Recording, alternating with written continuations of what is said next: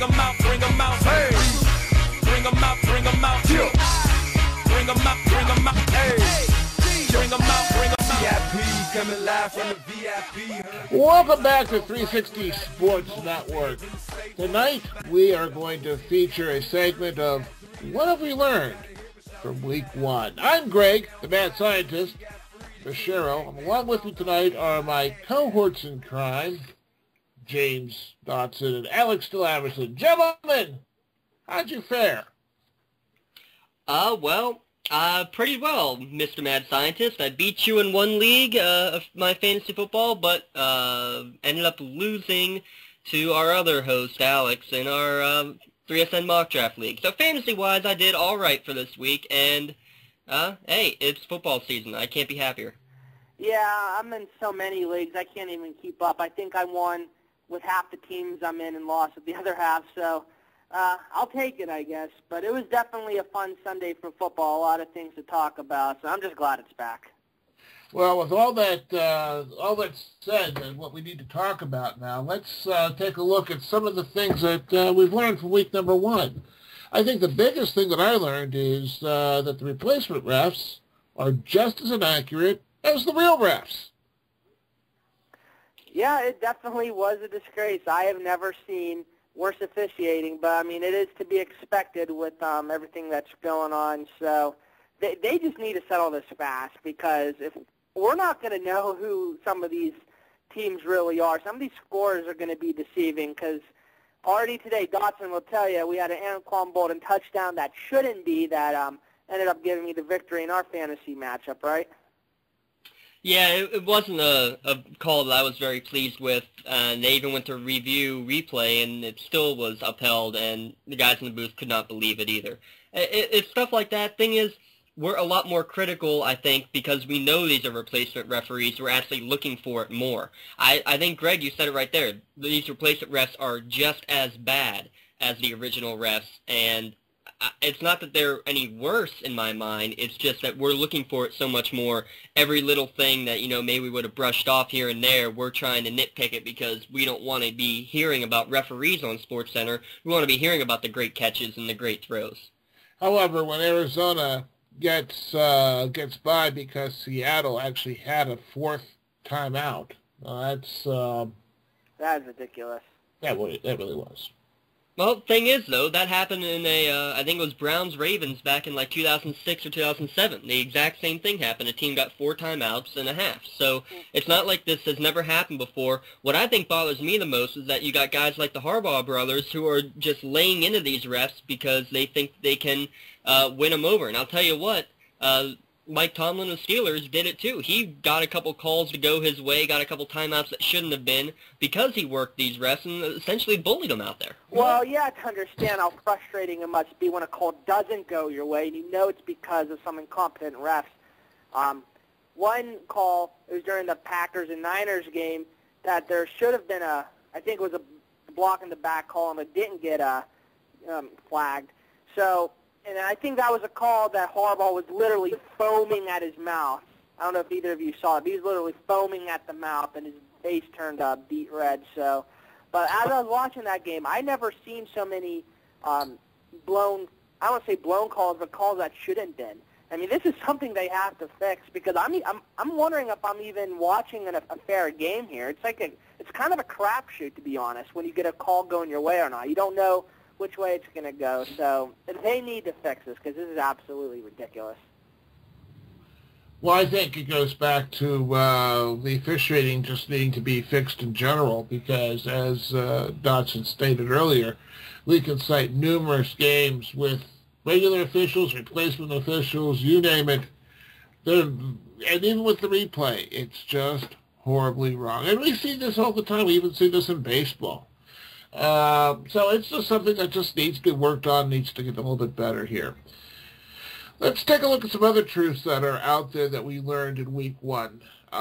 We learned that great quarterbacks truly do stand out. Great quarterbacks such as Matt Ryan, great quarterbacks such as Peyton Manning. You want to talk a little bit about that, Dotson? Well, Peyton Manning, as soon as Denver went to that no-huddle offense, you knew he was back. You knew that Denver was going to have a great game the rest of the night. And honestly, that team looks so good on offense and defense. If Peyton Manning keeps playing like that in the no-huddle, calling his game, running his game, Denver is going to run through the AFC without very much question in my mind at all.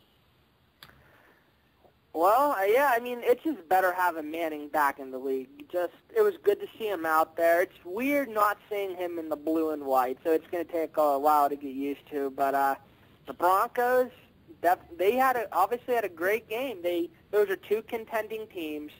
And I know the Steelers were without Harrison and Clark, so you do got to factor that a little bit. But just in general, Manning was on his mark.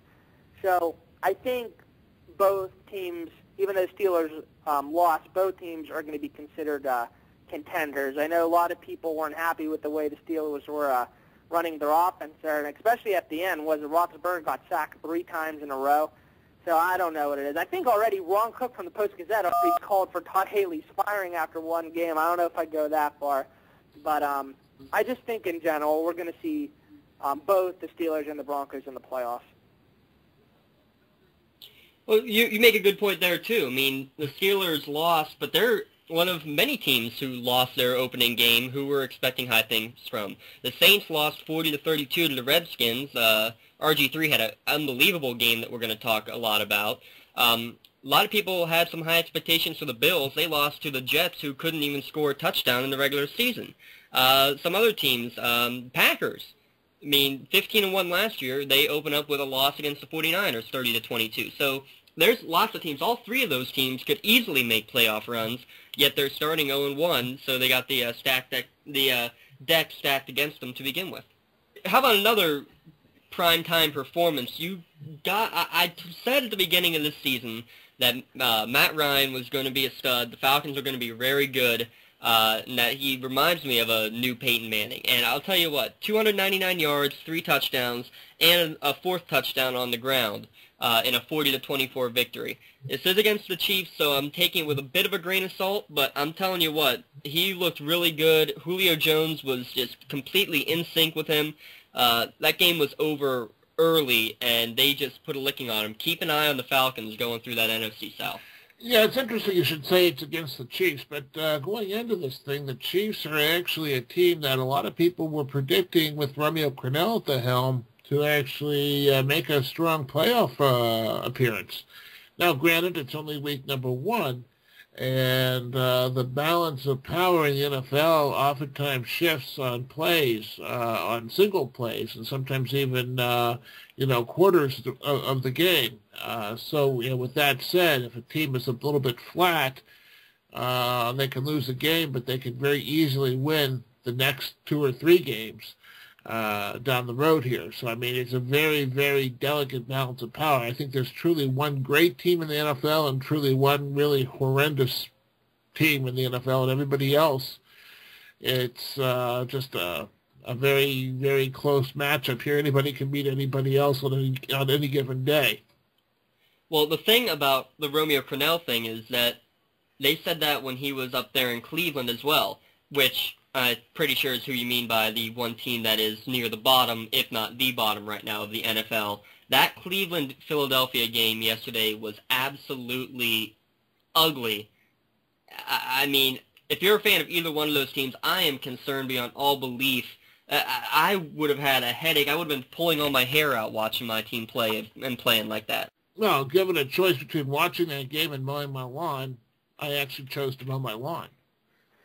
Well, I mean, I don't blame you. I mean, I watched that game, and, me as a Michael Vick fantasy owner, it was frustrating, but not because necessarily Vick. His receivers, they couldn't catch a cold last night or yesterday whenever they played. It was ridiculous. So many tip passes going out of their hands, and you could see the frustration on Michael Vick. Now, Vick still got me 20 points in fantasy, but he threw, I think, 4 interceptions on the day where 2 or 3 of those really wasn't his fault.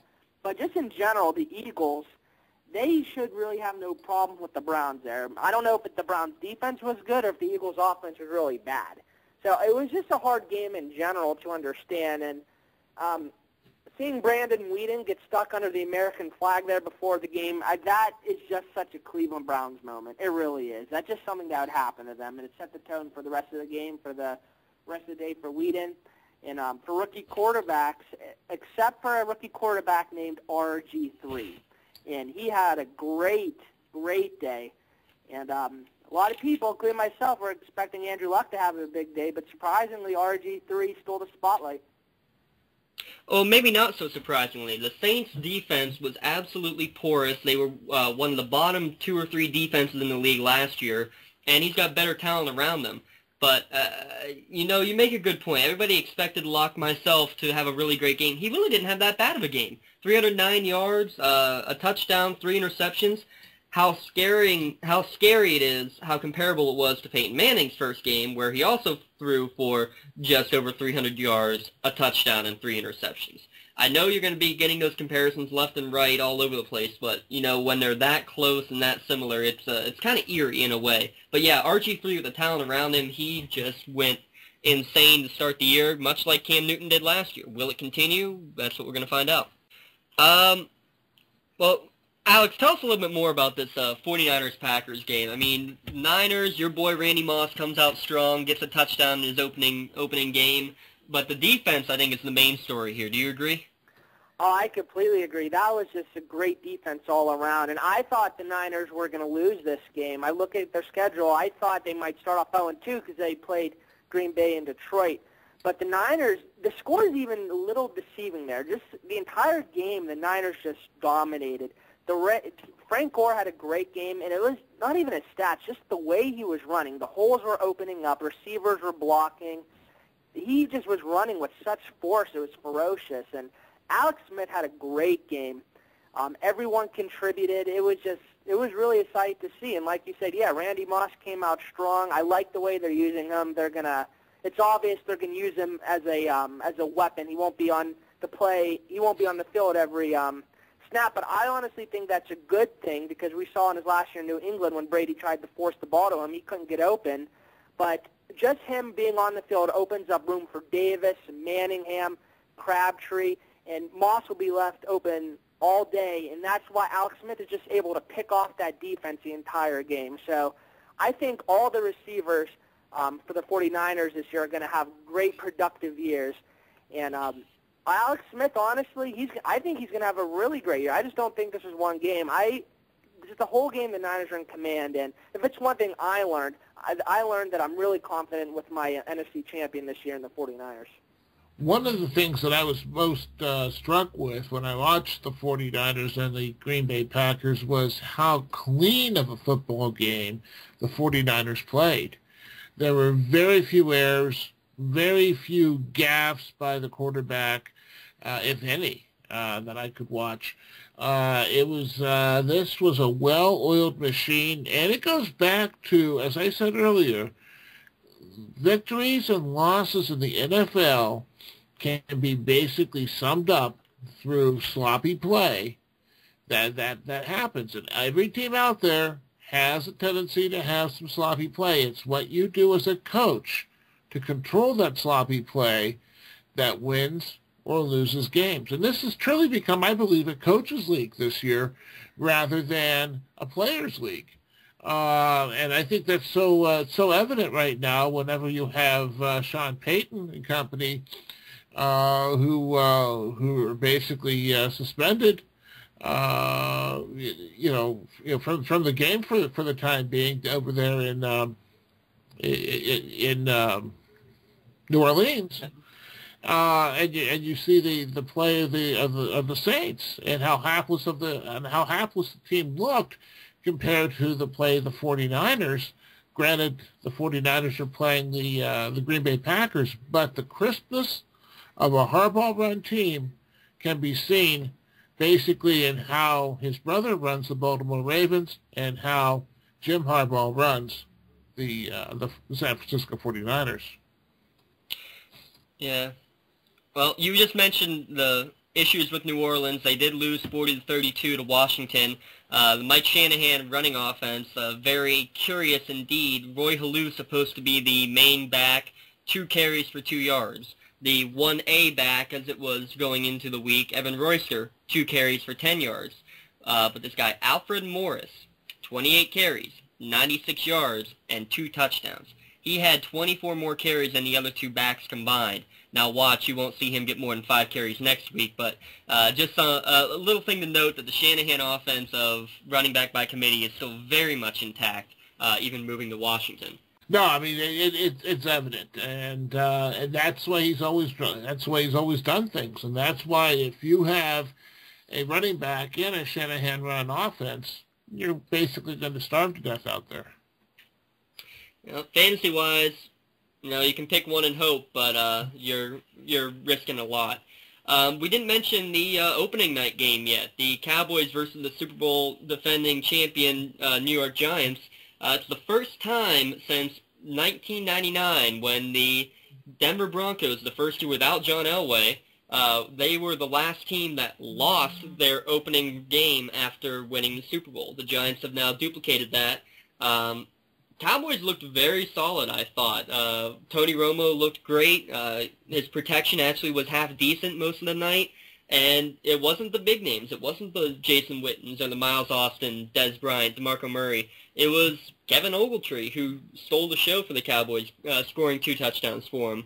And the Giants just looked like they were in a Super Bowl hangover, like they did last time they won it. Yeah, I mean, it was definitely a fun game to watch. I'm not going to put too much stock into it for either team, to be honest. I think the Giants still could have maybe like a 9-7 record. We all know what they can do with that. Manning had a pretty good game. So I really, to me, the one thing I learned about this game is that nothing really changed, at least in my opinion. But it was good to see Romo have a pretty productive game. And he usually does in the regular season, so hopefully he'll continue. So nothing really I can add from this game, to be honest. DeMarco Murray had, I think, a fantastic game, very consistent. A little bit slow start, but as he got the ball going, he definitely started to rack up some yards and became a force. But Kevin Ogletree, I think, is the main storyline here at this particular game. This guy, started out the season pretty much in obscurity as a little known, wide receiver 3, and perhaps could we be seeing the next emergence of a Victor Cruz out there? Who knows? Or how about just the next Miles Austin? Miles Austin came out of nowhere in Dallas, so lots of good possibilities in Dallas. Yet again, great talent. They just need to put it all together. A couple other games. Texans defeat the Dolphins 30-10. The only real big story here of note is that Ryan Tannehill looked like a rookie with 3 interceptions. I think, Greg, you said it best when you said his wife had a better game than Ryan Tannehill. Tell you what, Ryan Tannehill's wife looked a lot better than Ryan Tannehill. Well, I wasn't going to say it like that, but exactly. That's exactly what happened. Right. Some other games. Patriots 34 over the Titans with only 13. 34-13, the Patriots win. Again, the tight ends look solid. Tom Brady is Tom Brady. Not much to report there. Ridley. Well, there was something I think we learned from not just the Patriots game, but also the Niners game, and it's that the tight ends should not be celebrating touchdowns. Elaborate. Well, for one, Rob Gronkowski, after his touchdown, tried to spike the ball, and when he went to do it, the ball was nowhere to be found. He was just stuck looking at his hands, dumbstruck, didn't even know where it went. He's like, oh, okay. And then Vernon Davis tried to dunk his touchdown football in the goalpost, and he couldn't even get up that high, and the goalpost rejected him. So just a complete dud for tight ends last night in terms of celebrating touchdown passes. I think actually Tony Gonzalez did one right, so he showed them how to do it. But I think in general, tight ends need to learn how to celebrate properly. Maybe they can take lessons from your famous Randy Moss on that one. Randy Moss will only teach you how to point the name on the back of your jersey. But yeah, you're right, Greg. You do make a good point. Tell us about Stephen Ridley, who had a surprisingly good game. I was not expecting that out of him for all of this season. Yeah, everybody was saying you have to take a look at Ridley last year, and of course last year Ridley was overshadowed by the running back by committee. up there in New England, but Ridley, I believe, has emerged as a tour de force of his own. I really believe that this is a guy that's going to be racking up a lot of fantasy running back points, and he could be the next hot prospect up there in New England. Well, definitely did a lot more carries than my predicted top running back, which was the tight end Aaron Hernandez, but yeah, Ridley looked good. He looked solid, and that's what the Patriots need is a little bit of balance. Couple other games, the Lions, Stafford looked terrible early, 3 first-half interceptions, but he battles back with a touchdown with 5 seconds left to put him over the Rams 27-23. Lions still a wild card team in your mind, or does this game scare you? I'm a bit scared about the Lions. Although I really thought that Megatron would actually get a little bit more than just 119 yards. I really thought that this game was. Although once again, you have to take a look at the St. Louis Rams too. This is truly an improved Rams team as well. Well, I think it might be discouraging for Lions fans. I mean, as good as the Lions were last year, they kind of let the stinky Rams give them all they could yesterday. So I don't know if it's just, first game trying to get into the shape of things, but I just don't think it's encouraging anytime you let a previous 2-14 team scare you like that, and you need till the end of the game to win it. So, Dawson, these are your lines. I think you have more to say on this. Well, Greg, you kind of hit on it. I mean, Calvin Johnson only 6 catches is not very illuminating to me. I mean, heck, Matt Stafford had 1 catch in this game, so it's not very exciting. But you know what? I like that they had some balance. Kevin Smith looked good out of the backfield, 60 rushing yards, had another 30 in the air, and a touchdown going both ways. So I like what they have. I think it was just a bit of a rusty start. I think they'll still be all right, but we have a lot to look for in the next week, I think, for sure. Next week they're taking on the San Francisco 49ers, so this could be... Are they taking on the 49ers next week? Yes, it's a repeat of the Handshake Bowl from last year. Handshake Bowl, boy, what a tough week just to try to get your groove back together again. This could be a disastrous start for Detroit Lions. They could be reverting back to their old form again. It could be, but hey, I mean, they have the tools to be able to bounce back from it either way. So they started the year last year with a 1-1 start, I believe, after losing to the Niners early. So a lot can happen in the next couple of weeks. Couple of the other games, Vikings 26-23 in overtime. AP with 2 touchdowns when we weren't expecting to see much of him at all. Very nice to see him back on the field. I think the backfield is his. I think Toby Gerhardt's going to be a sideshow now. We mentioned the Bears 41-21 over the Colts. Cardinals 20-16 over the Seahawks. They, let's just say the Seahawks did not have any help in the receiving corps, dropping 2 touchdown passes late in the game. Buccaneers 16-10 over the Panthers. Another game just really didn't have much to it, but Greg Schiano looks good in the start of his career down there in Tampa with a good running game. We can't go a show without talking about Tim Tebow and the Jets. The Jets won 48-28. Tim Tebow got booed when he got on the field. He did have 5 carries in this game. What do you see out of the Jets? What do you see out of Tim Tebow? I'll tell you what I see. I see the Denver defense doing Tebowing after they sacked Ben Roethlisberger, so... I'm not. Everyone's saying, see what the Jets did. Mark Sanchez came out of the shell now because now that Tim Tebow's giving him pressure. Don't discount Tebow yet. There's one thing we should know is never discount Tebow. I think, Dawson, you were the one who said Tebow will be starting by mid-season. I don't know if that's necessarily going to happen, but I think they will find a way for Tebow to get involved with the offense. And I think whenever it does come down to a close game, especially when they're not playing a team like the crappy Bills, we're going to see some Tebow magic. So they're keeping an eye on him. They'll figure out something to do with him. Well, I think I think it was Rex Ryan who said it. You know what? What we really don't know, how much did Dave Wanstead and that Bills defense try to prepare for a Tim Tebow package? Whether they run it a lot or not, other teams are having to prepare for it. And if they spend just 30 minutes of practice time worrying about Tim Tebow, That's 30 minutes that they're not worried about the Mark Sanchez part of the offense, and that's why Sanchez goes off for 3 touchdowns. If Sanchez keeps playing like that, no, Tebow will not start any games this year. But Sanchez is going to be Sanchez, and he's not going to play like this all year. I'll guarantee you that. Well, just remember one thing here. The New York Jets are basically one hit pointer away from having Tim Tebow as their quarterback. There's a lot to be said about running the triple option. The triple option with the right type of coach, a la John Fox last year, got the Denver Broncos into the playoffs and actually got them a playoff victory as well. Tim Tebow has a certain strength set. Tim Tebow can make things happen. So, you do have to remember this. If you are a Jets fan, you're basically a hit pointer away from having Tim Tebow as your quarterback.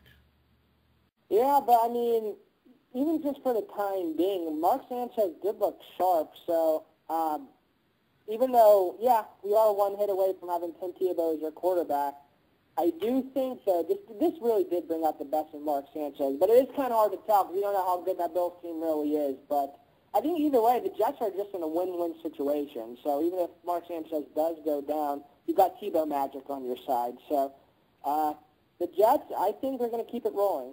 Although they do play a tough Steelers team next week, so we'll see what happens. Yeah, you make the point right there that you're going to find a lot out next week, not only about the Jets, but about teams like the Steelers, about the Broncos playing a defense that doesn't have 2 injuries, about a lot of teams out there that have maybe a more formidable opponent or a worse opponent. So you can't take too much away from week 1. You got to combine it with week 2, and we'll be looking forward to that for sure. The final 2 games, the Monday night games, the Ravens versus Bengals game in progress at the time of this recording. Chargers-Raiders later on tonight. Let me mention this Bengals-Ravens game real quick. Just tell me what you think of this. Bengals and Ravens, division opponents, facing off to start the year, but also facing each other in Week 17 to end the year as well, bookending with the same opponent. How do you feel about that? Well, I think it's pretty cool. I think it could add to a storyline. I actually was one of the few people that had both of these teams go into the playoffs. So I think it's just a great opening night Monday night football game. Sometimes you get Monday night games that no one really cares about. So, and also, just putting the finishing touch up to the season. I don't see anything wrong with it, I should say. I mean, that's the best way to put it. I think it's pretty cool. I have no problem with it. I'm not really particularly pleased with it because, once again, I think it goes back to the manipulation of trying to make the game a little bit more interesting when the game already is pretty darn interesting as it is. If you want to promote the game, promote it via fantasy football. Don't promote it by trying to do matchups that are contrived and, artificial. Something like this just kind of smacks of artificiality. It's like, oh, we're going to create something here. We're going to have bookends. We're going to do this. We're going to do that. Let's not get creative with the schedule. Let's just get out there and play the games. And you know what, Roger Goodell, let's go out there and take care of the officials, okay, so that we're not having problems with proper number of timeouts in the course of the game. And let's get the right calls out there. That will make the games a lot more interesting than creative scheduling. Overall, guys, week 1 in the books now. What do you see? What is the big headline, the big story that sticks out to you that is something either that's going to stick with you for a while or is going to be something to keep your eye on looking forward for the next 16 weeks? Well, I'm really interested in seeing what RG3 does the rest of the year. I'm also interested in seeing how the rest of the rookies, such as Luck and Tannehill, do, especially because I really expected big things out of Luck. I was definitely reassured with my Super Bowl pick between the Patriots and 49ers. To me, they're no doubt the best 2 teams in the league. So just basically that and Peyton Manning, just all the expected storylines. I'm really excited to see what's going to happen the rest of this year. Well, I think looking at all the teams and all the games that have been played, I really, really am quite excited about the development of Matty Ice. I'm really, really intrigued by the Atlanta Falcons, and I really believe that if there's a team out there that's going to give the 49ers a run for their money, it's going to be the Atlanta Falcons this year. Well, kind of basing off of what both of you were saying, I like Matty Ice for sure. I like my Super Bowl pick of Niners losing to the Broncos in the Super Bowl. Both have played well to start. I'm going to look at who's going to make the big switch, and especially at the quarterback position. How long will the Dolphins ride with Tannehill when he has not played very well at all? How long will the Browns stick with Whedon, who throws with a QB rating of 5? I don't think it'll be long in either case because, well, you need to win, and the Browns are notorious for shifting their quarterbacks around a lot. Similarly, how long does Blaine Gabbert keep his job in Jacksonville if they don't win? How long before Tebow gets to start when Sanchez has one bad game? Can Russell Wilson keep the starting job in Seattle? Lots of questions that we have no idea what the answer is going to be. And you know what? I think that's what makes the game so much fun. On that note, let's close out Week 1. Get your lineups ready, because Week 2 is going to be upon us within 48 hours. I'm Greg the Mad Scientist, along with James Dodson and Alex DeLaverson. Good luck out there.